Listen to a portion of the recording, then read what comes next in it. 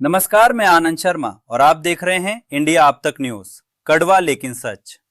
क्या आपने महसूस किया है कि पिछले कुछ समय से आपकी जेब हल्की होती जा रही है? पेट्रोल महंगा, गैस महंगी और अब रुपए की हालत भी डगमगा रही है।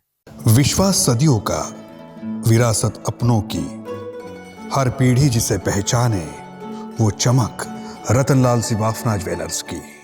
रविवार 22 मार्च 2026 भारतीय रुपया इतिहास के सबसे निचले स्तर के करीब पहुंच गया। डॉलर के मुकाबले रुपया 93.70 से लेकर 94.15 के बीच ट्रेड करता नजर आया, यानी सिर्फ एक साल में करीब 12% की गिरावट। और यहीं पर एक पुरानी बात फिर चर्चा में आ रही है।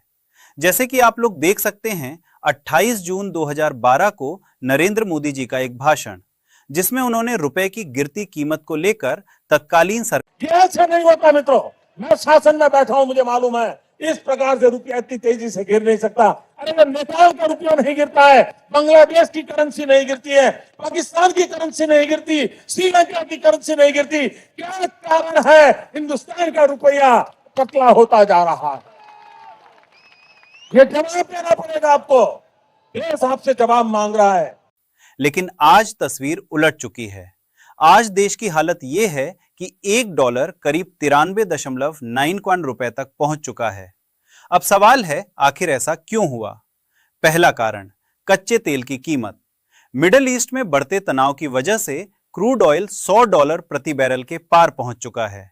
भारत जैसे देश जो तेल के लिए आयात पर निर्भर हैं, वहां सीधा असर पड़ता है रुपए पर।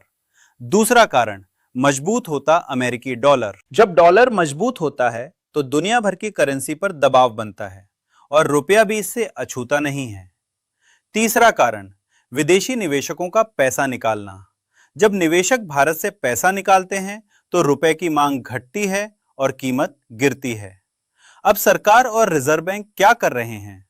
रिजर्व बैंक ऑफ इंडिया यानी आरबीआई ने इस महीने $15 बिलियन से ज्यादा बाजार में बेचकर रुपए को संभालने की कोशिश की है। हालांकि भारत के पास अभी भी इतना विदेशी मुद्रा भंडार है कि करीब 11 महीने का आयात कवर हो सकता है। लेकिन राजनीति भी अब इस मुद्दे पर गरमाने लगी है।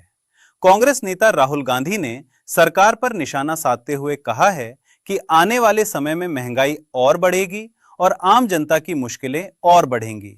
साथ ही पुराने बयान और ट्वीट्स भी अब सोशल मीडिया पर तेजी से वायरल हो रहे हैं।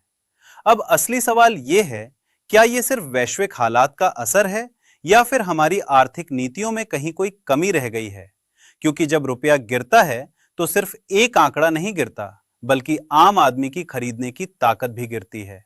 आप क्या सोचते हैं? क्या सरकार इस स्थिति को संभाल पाएगी या महंगाई का बोझ और बढ़ेगा? अपनी राय कमेंट में जरूर बताइए। वीडियो को लाइक करें और चैनल को सब्सक्राइब करना ना भूलें। मैं आनंद शर्मा, इंडिया आप तक न्यूज, कड़वा लेकिन सच। भंगाळे गोल्ड जलगाव, सोनं खरेदीसाठी विश्वासाचं एकमेव नाव भंगाळे गोल्ड।